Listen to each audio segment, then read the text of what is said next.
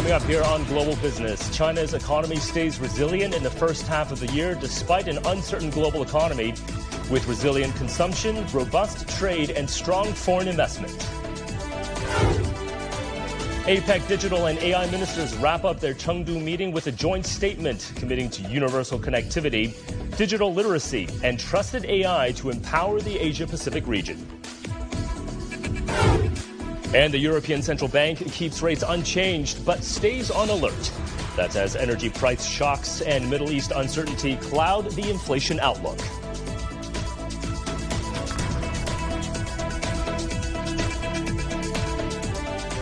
And welcome, everyone, to Global Business here on CGTN. I'm Michael Wong in Beijing. Well, first up, China's economy stayed resilient against external pressures in the first half of this year, backed by steady business growth. That's according to the Ministry of Commerce on Thursday. As they say, foreign trade proved robust, with total imports and exports rising nearly 17% year-on-year, lending solid support to the broader economy. The country remained an attractive destination for foreign investment as well. The number of newly established foreign invested enterprises grew by more than 5% in the first 6 months. Nearly 4,800 foreign companies increased their investments in China. Meanwhile, total retail sales grew by 2.7% compared to a year ago. Services consumption picked up notably, with household services, culture, and tourism seeing rapid growth. Consumption patterns have also become more diverse, with inbound tourism and holiday spending emerging as key highlights. We will introduce more targeted support measures in areas like transport, events, and performances, and encourage local governments to find effective ways to boost service consumption. We'll also remove restrictions in this sector to draw in more foreign and private investment, improve industry standards, and upgrade service quality through better standardization. And China is making services an even bigger driver of economic growth as it seeks to unlock new consumer demand. The launch of this year's Shanghai Summer International Consumption Festival is showcasing how the city is combining technology, tourism, and lifestyle experiences to create new spending opportunities for both domestic as well as international visitors. Our Biran has more. Shopping, dining, traveling, and entertainment. Shanghai is expanding what it means to consume. The 2026 Shanghai Summer International Consumption Season, running through the end of October, features hundreds of activities aimed at turning everyday services into new engines of growth. We have improved transport, retail, and tax refund services, allowing both domestic and international visitors to enjoy greater convenience and the latest experience-driven consumption rooted in Shanghai's local culture. The city is boosting 6 major sectors: transportation, accommodation, customized services, digital convenience, payment, and tax refunds. The festival is a vivid example of China's broader strategy of shifting consumption toward higher value, experience-driven services, as policymakers look to strengthen domestic demand. The consumption is becoming more experience-driven and personalized. The annual Shanghai Summer Consumption Season brings together over a dozen events, including World Cup activities and light and music shows. The trend reflects a broader shift from spending on products towards spending on experiences, opening up new growth opportunities for service sector. For overseas travelers, Shanghai is creating a more seamless experience from customized shopping to digital services. With the FIFA World Cup capturing global attention, sports-themed experiences are adding fresh momentum to this year's consumption season. I think it's amazing. It's so incredible. There's so many exciting things happening. It's very vibrant. I can't stop taking photos, especially with the live artists. I did not expect it at all. And I think every attention to detail made by Visa is so creative. From the lockers to the different t-shirts and art styles, with the Easter egg hunts, seeing which art is related to which country. I think it's so fun and so exciting. While payment is becoming easier, new self-service tax refund systems are upgrading and purchasing experiences are becoming an increasingly important growth engine. Shanghai hopes to generate new demand across the service sector and support China's transition toward more consumption-led, high-quality economic growth. 必然 CGTN, Shanghai. And indeed, China's consumer market continues to attract attention from international brands, with overseas companies expanding investment and accelerating their presence across the country. From January to May of this year, foreign investment in China's wholesale and retail sector rose over 22% year-on-year. Sandwich giant Subway opened 320 new stores in China last year and plans to add another 350. Clothing retailer Gap is set to open 50 stores this year, while German discount retailer Aldi plans to launch more than 50.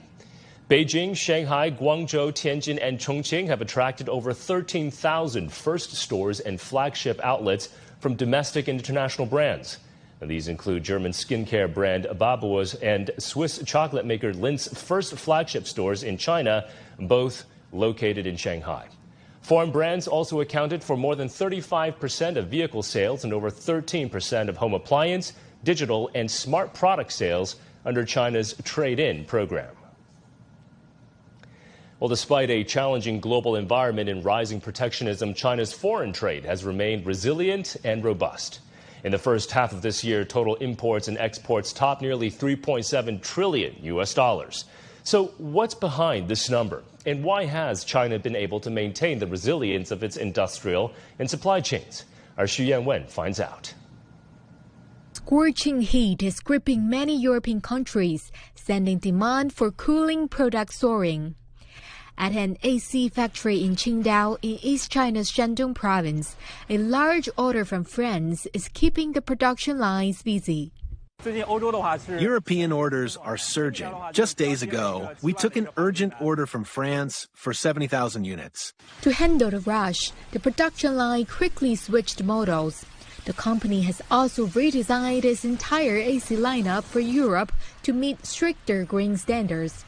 It can save 42% more electricity than a standard unit in the same room over the same period. Customs data shows that in the first half of 2026, China's exports of cooling home appliances, including ACs, fans, and refrigerators, reached about $15 billion. Beyond these traditional goods, some new faces have also delivered stunning performances overseas, including robots, AI, and innovative drugs, considered the new trio of future industries. At this newly opened factory in Suzhou in East China's Jiangsu province, orders for a robotic sweeper are booked through December, with half coming from overseas markets. Our planned production capacity is set to reach 7.5 million units. In Suzhou's Wuzhou district alone, there are over 1,600 robotics and smart manufacturing firms. The area also attracts top talent. Engineers from radar, sensor, and casing suppliers work together on product upgrades, improving navigation, endurance, and efficiency. We brought in some upstream and downstream enterprises in laser radar, sensors, and motors, all located within a 10-kilometer radius. This compact supply chain can boost our competitiveness. Customs data shows that in the first half of 2026, China's exports of cleaning and bionic robots reached over $2.6 billion. Industrial robot exports hit $928 million, a year-on-year increase of 18.6%, with shipments to over 140 countries. From air conditioners to robots, the robust growth reflects the country's industrial innovation and supply chain resilience. Xu Yanwen, CGTN. And still to come here on Global Business.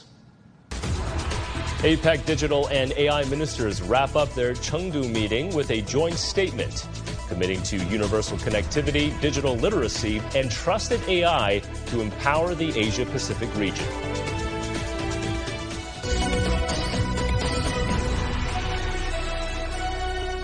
The world economy as we know it is about to change.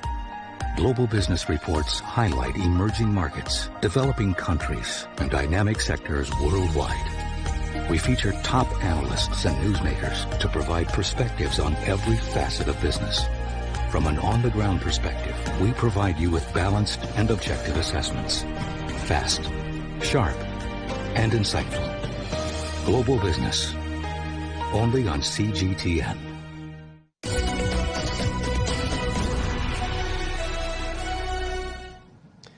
Politicizing science, technology, and trade disrupts global AI development and benefits no one. That's according to China's Foreign Ministry spokesperson Lin Jian on Thursday in response to a White House official's accusation against a Chinese AI startup.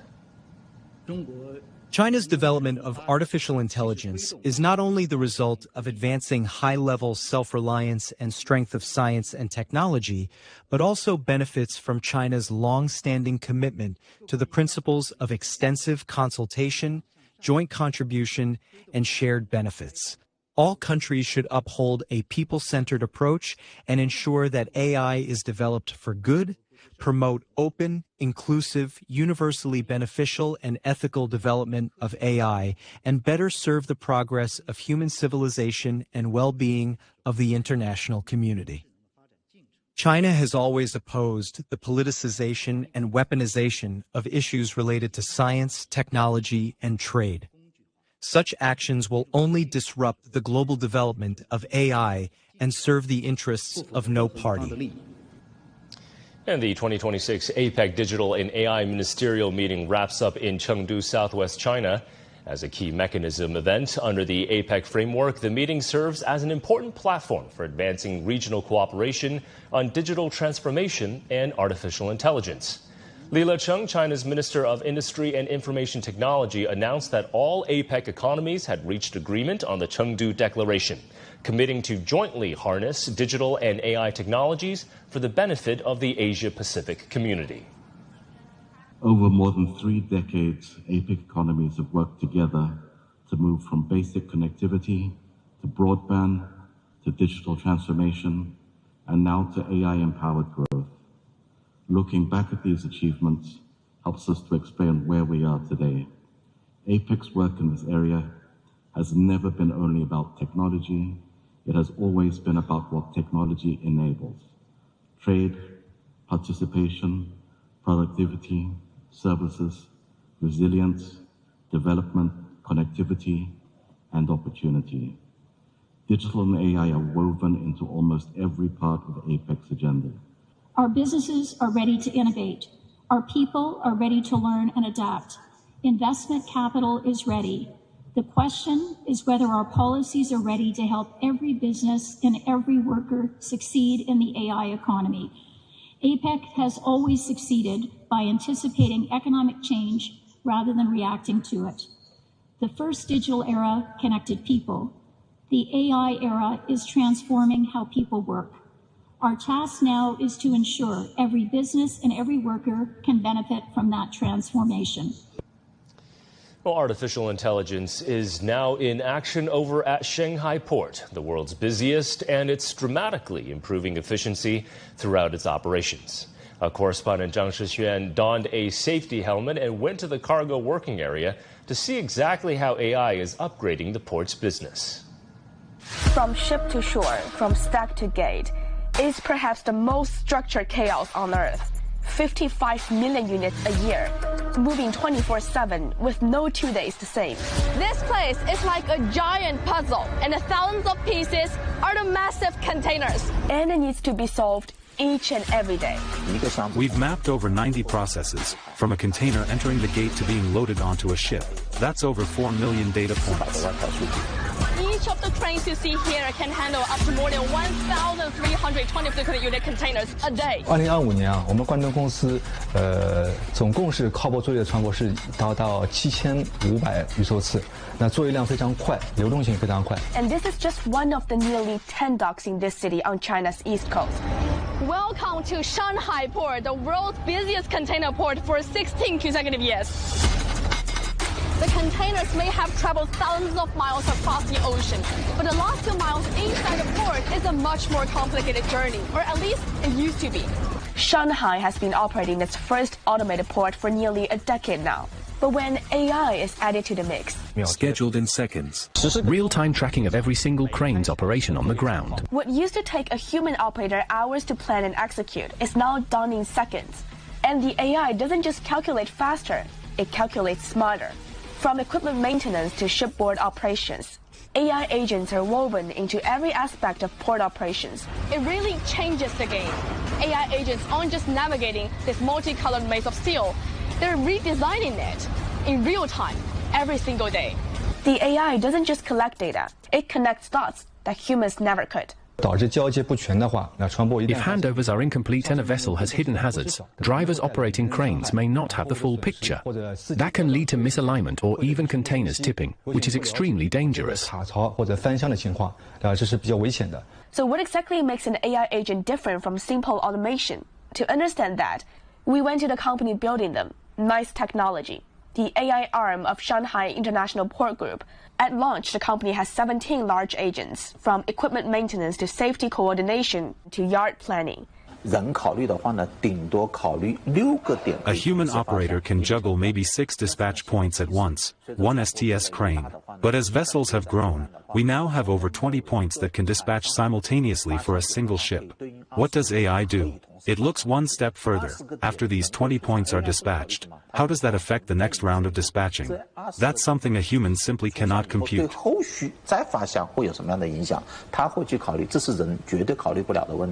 It took the company 3 years to develop its modern applications of AI.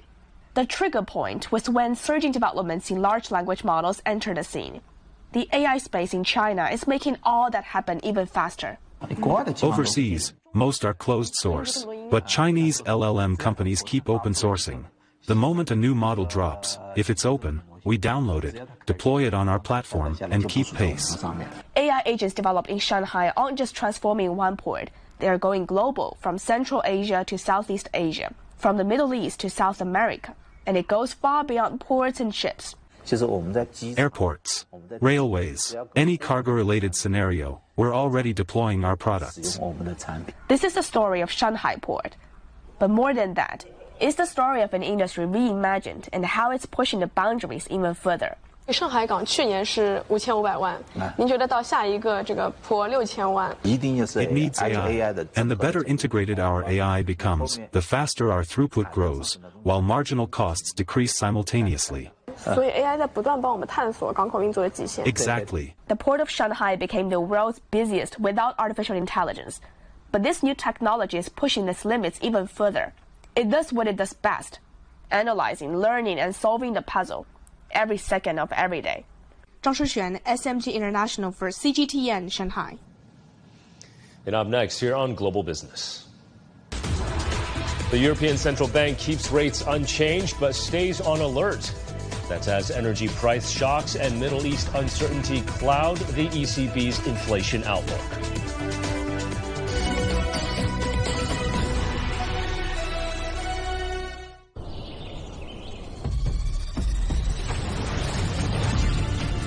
A vast land of 1.4 billion people.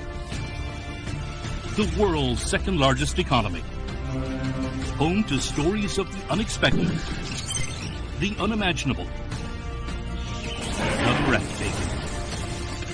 Stories that touch the soul. Feel the speed, the passion. Enjoy spectacular natural and cultural landscapes. Feel the thrill of cutting-edge innovations.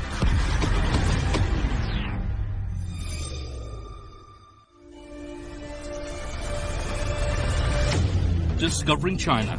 Global Biz. China Travel. We present to China never seen before. 24/7 at your fingertips.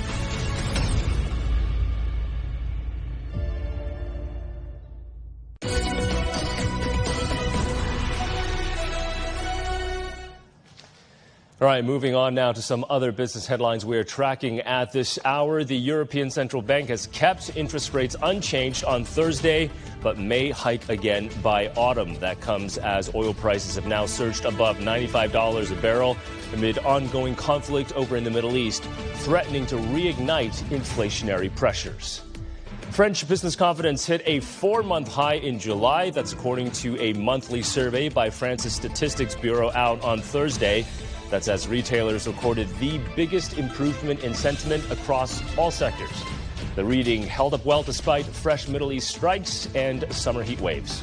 And Britain's record-breaking June heat wave cost the economy some £1.15 billion, resulting in some 24 million lost hours of work. That's all according to an estimate released Thursday by the London School of Economics.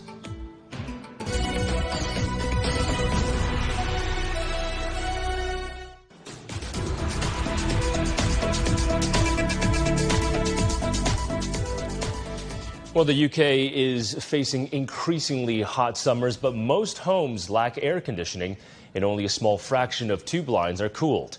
The city's aging underground tunnels trap heat, and despite decades of rising temperatures, no effective solution has been introduced. Our Li Jianhua reports from London.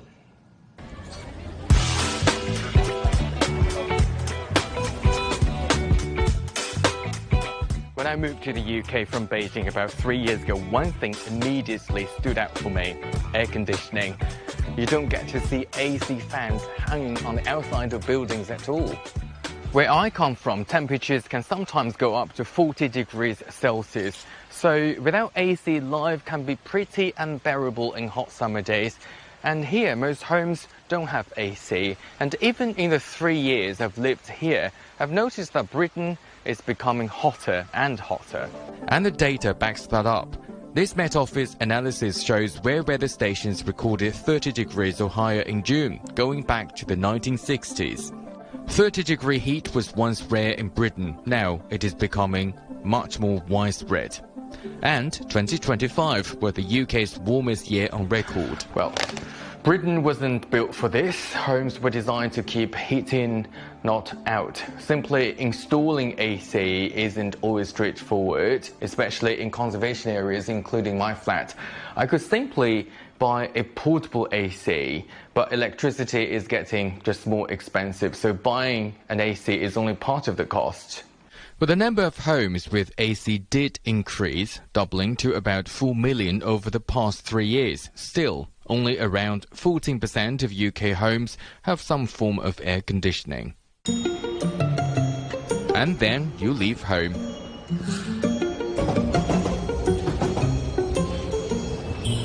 Welcome to the London Underground in summer. Only 4 of London's 11 underground lines have air-conditioned trains. During the June heatwave, temperatures on parts of the Central Line reached almost 40 degrees with no air conditioning.